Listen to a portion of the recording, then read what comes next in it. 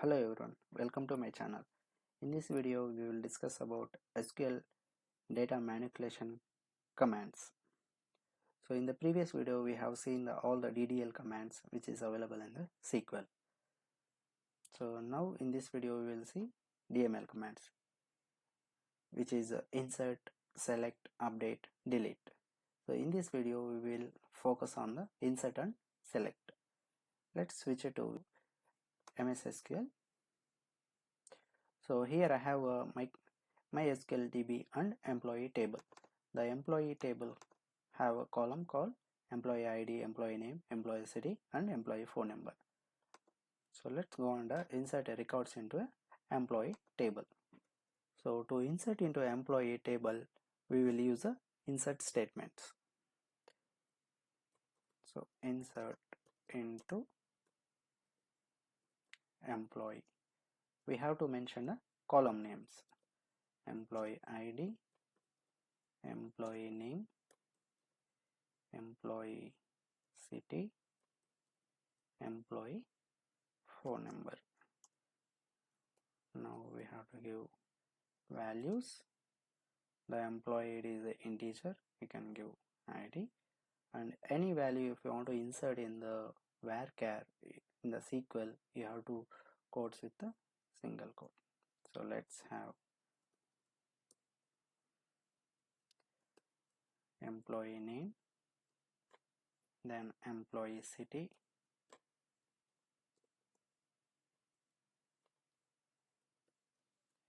and employee number.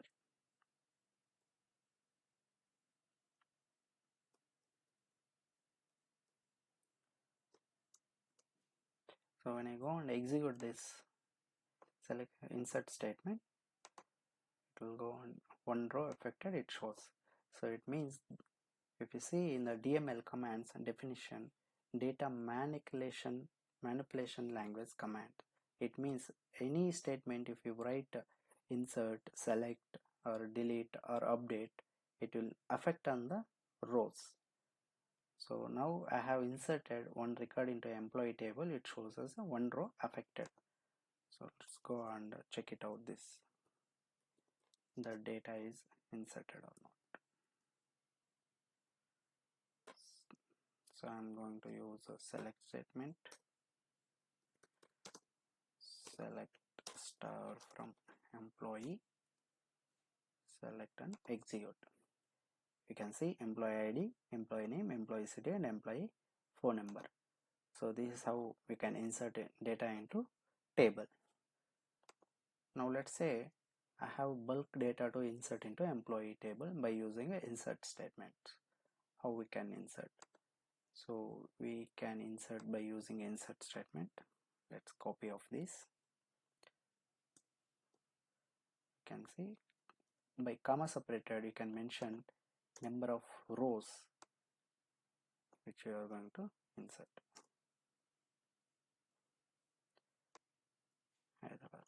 Let's select this and execute. You can see I have written a 3 insert statement, so it is affected on the 3 rows. So let's go and check it out with the select query. You can see total 4 records was there. So very initially we have inserted 1 record and 3 records we have inserted. So this is how we can insert data into table by using the insert statement. So here we have a 4 columns. As of now we mentioned as a 4 columns in the sequence. The sequence of the columns and the sequence of the values should match, otherwise the data will mismatch into a column values. Let's see how we can insert a wrong if it is a mismatch.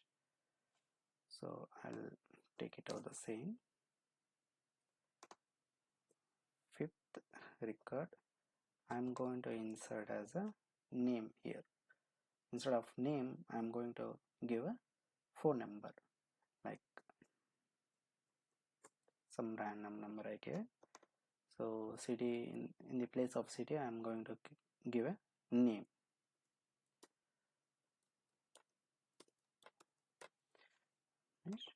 Here I'm going to give a city name.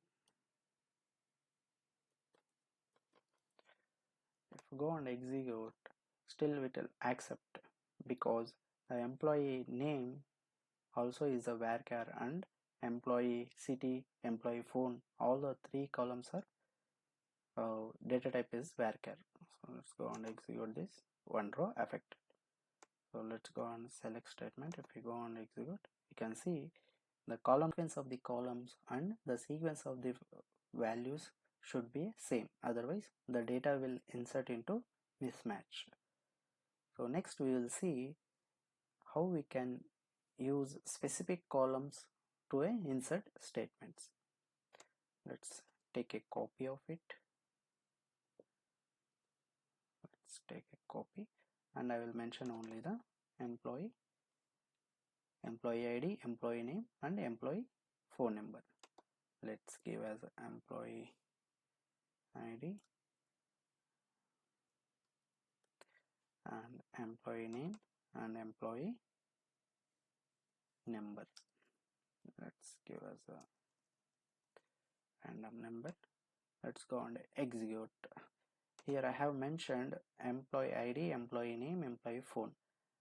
I removed employee city in the insert statement. Still I can see one row is affected. So let's go and check it out. Select. You can see the employee city is insert as a null, because when you create an employee table we allowed null values by default. You can see in the under column section you can see employee ID null, varchar of null. Here allowed null values to the employee city column. So by default, if you are not specified in the insert into statement the column name, the default it will insert the value as a null, insert into table. So now let's see how we can use a select statement. The basically is the select statement used to retrieve data from a table. The basic query we have seen already, select star from a table. So this will give all the records from a table from the employee table. So select star from a table. Next, if you want to return only the employee ID and employee name, you can mention only those columns in select statements. Let's see how we can select star from employee ID and employee name. If you go and execute, the first query employee star from a table, it will return all the columns and all the rows. The second select statement, it will return all the rows and employee ID and employee name from the employee table. So we can give specific column names also in the select statement. Now we can see how we can retrieve data of distinct. So now we can see in the select the phone numbers are matching with the same number in this current data, but in real time it won't match. But I have dummy data here. I have inserted the duplicate phone numbers with the multiple users. How we can filter how many phone numbers are distinct? So let's go and write a query.